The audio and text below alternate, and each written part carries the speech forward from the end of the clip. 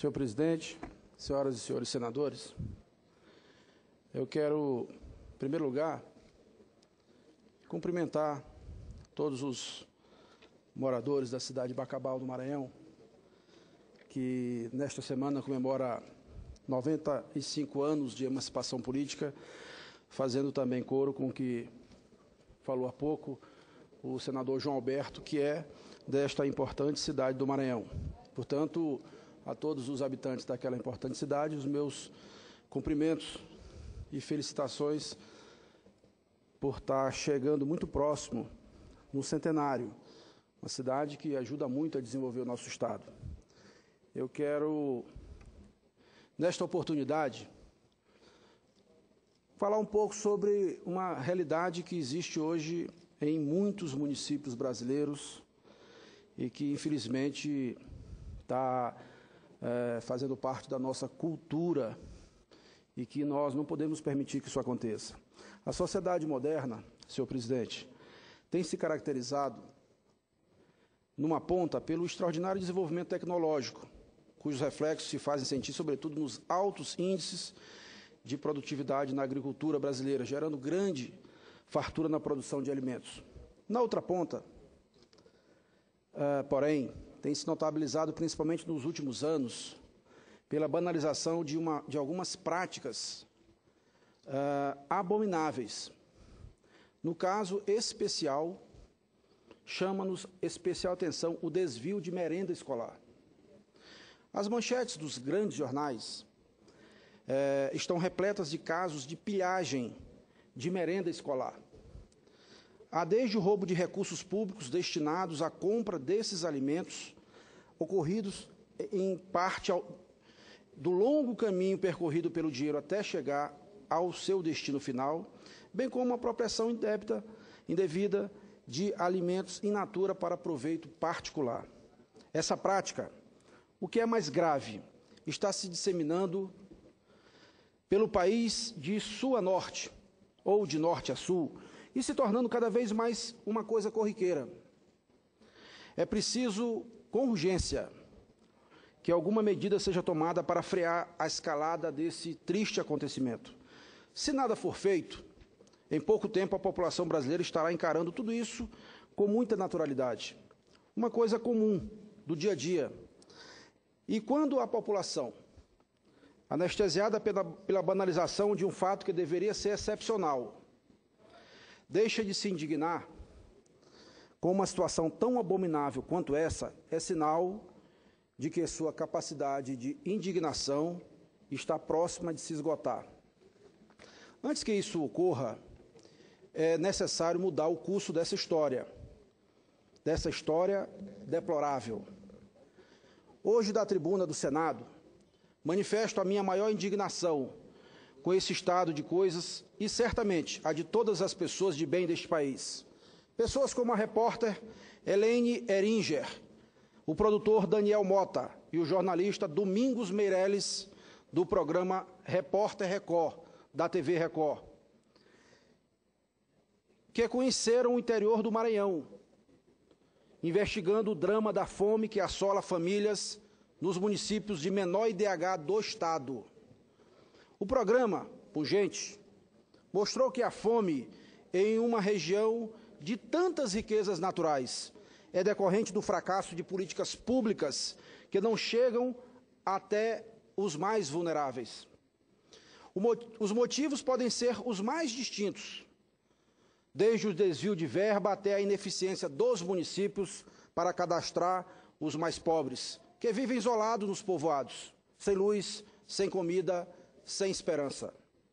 O quadro é tão grave que crianças são coagidas a prestar favores sexuais em troca de biscoito e de outros alimentos. O programa percorreu o que eles chamaram de Estrada da Fome, atravessando os municípios de Fernando Falcão, Belágua, Marajá do Sena e Centro do Guilherme, todos no Maranhão. Esses 4 municípios estão entre os 5 com pior renda do país, senhor presidente, segundo o IBGE. Eles compõem um quadro vergonhoso que coloca 32 municípios do Maranhão entre os 50 com o pior IDH do Brasil. Segundo a PNAD, Pesquisa Nacional por Amostragem de Domicílio, de 2013, sobre segurança alimentar, que abrangeu 65 milhões de brasileiros, de domicílios do país, o Maranhão foi o estado que registrou a menor prevalência de segurança alimentar, seguido do Piauí. O que aqui é chamado, neste momento, e pelos técnicos, de segurança alimentar, no nosso Nordeste, senhor presidente, nós chamamos de fome há muito tempo. O quadro se agrava quando prefeituras, como a de Belágua, no Maranhão, não oferecem a merenda escolar regularmente para seus alunos. No município, professores, zeladores, vigias, diretores de escola, dirigentes de comunidade, vereadores entraram na justiça requerendo abertura de procedimento investigatório para apurar desvios de recursos de merenda escolar. Infelizmente, não houve alimentação escolar regular nos dias de aula. Durante um ano inteiro. Esse quadro, que não é exclusivo de Belágua, no Maranhão, nos leva a propor medidas e sanções para combater o problema. Hoje, o Programa Nacional de Alimentação Escolar, PNAE, transfere para os municípios e estados valores per capita diferenciados para atender as diversidades étnicas e necessidades nutricionais, por faixa etária e condição de vulnerabilidade social, diferenciando o valor do per capita repassado aos alunos matriculados em escolas em localidades em áreas indígenas e remanescentes de quilombos. No entanto, não há um repasse diferenciado para os municípios com IDH mais baixo ou de extrema pobreza. Considerado um direito de terceira geração, também denominado de direito de solidariedade, o direito à alimentação tem origem pioneiramente em declarações internacionais e supranacionais surgidas no pós-guerra. Assegurar aos alunos carentes o direito a uma alimentação mínima necessária, ainda que no ambiente escolar, é uma condição para se ingressar na modernidade dos países socialmente desenvolvidos. A Declaração Universal dos Direitos Humanos, com status de emenda constitucional, reserva especial atenção para a alimentação, classificando-a como direito de cada pessoa, cuja finalidade primordial é garantir a todos um nível de vida suficiente e capaz de manter a integridade da família, bem como a saúde e o bem-estar dos indivíduos. A Constituição de 88 consagrou o capítulo sobre os direitos sociais, que a alimentação constitui, juntamente com a educação, um direito social. Por seu turno, o capítulo que trata da educação, a nossa Carta Magna consigna que é dever do poder público prover alimentação do estudante do ensino básico como condição de efetivar o cumprimento da obrigação relativa à educação. A Lei 11.947, de 2009, positivou que a alimentação escolar é um direito garantido aos alunos que necessitam de atenção específica e àqueles que se encontram em situação de vulnerabilidade social. A Resolução número 26, de 17 de junho de 2013, do Fundo Nacional de Educação, estabelece entre suas diretrizes o direito à alimentação escolar, visando garantir a segurança alimentar e nutricional dos alunos, com acesso de forma igualitária, respeitando as diferenças biológicas entre idades e condições de saúde dos alunos que necessitem de especial atenção e aqueles que se encontrem em vulnerabilidade social, artigo 2º, inciso 6 daquela lei, da Resolução 26.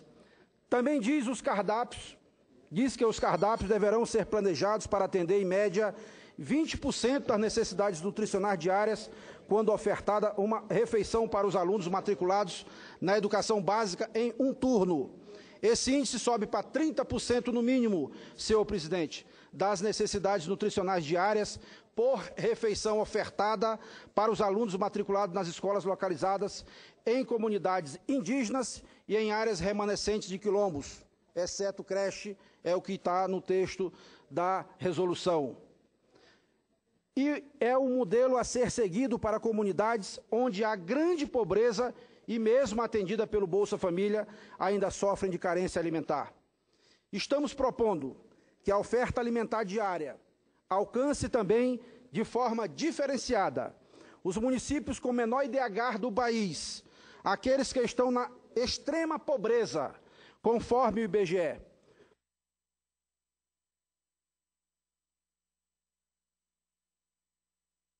Senhor presidente, a merenda escolar é a única refeição do dia.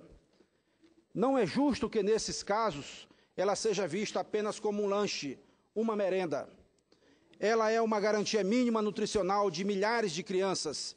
Precisa ser tratada de forma especial, como uma questão de segurança alimentar e de calamidade pública. Nesses primeiros dias como senador da República, minha assessoria, juntamente com a consultoria desta Casa, estudou um ponto de corte que estabeleça os critérios para a concessão desse suprimento alimentar.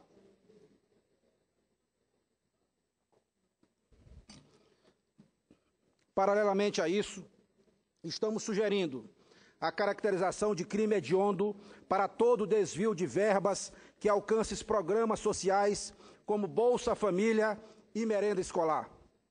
Punição severa para aqueles que corrompem o futuro do país. Segundo a doutrina, vou caminhando para o fim, senhor presidente. Segundo a doutrina, crime hediondo é aquele considerado de extrema gravidade. Em razão disso, deve receber tratamento diferenciado e mais rigoroso do que as demais infrações penais. Então, quando se desvia merenda escolar, seja lá de que forma for, quem está sendo lesado não é aquele aluno que deixa de fazer uma terceira ou quarta refeição do dia. A criança prejudicada é aquela que sequer tem condição de fazer uma única refeição ao dia. Sou de uma geração que aprendeu em casa e na escola que negar pão aos necessitados é pecado. Havia um respeito quase que religioso com o alimento. Lembro-me que quando o pão caía no chão, aprendi a pegá-lo, a beijá-lo e, em seguida, colocá-lo sobre a mesa. Era uma relação sagrada com o alimento do dia a dia. Então,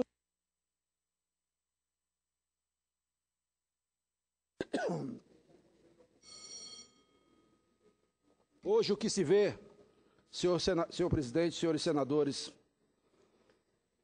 são alguns inescrupulosos se locupletando com a fome alheia. Pior que isso, com a fome de crianças indefesas. Por isso, o desvio de merenda escolar nos parece com o típico crime hediondo, como tal deve ser tratado. Senhor presidente, senhoras e senhores senadores, a merenda escolar, quando constitui um único alimento regular de uma criança, deixa de ser o lanche e passa a ser a tábua de salvação e segurança alimentar de milhares de brasileirinhos e brasileirinhas pelo país afora. Os 470 municípios atendidos por esse projeto devem merecer do poder público a condição de prioritários. Não se pede uma regalia ou um privilégio. No estado de Vossa Excelência, o estado de Alagoas, por exemplo, esse projeto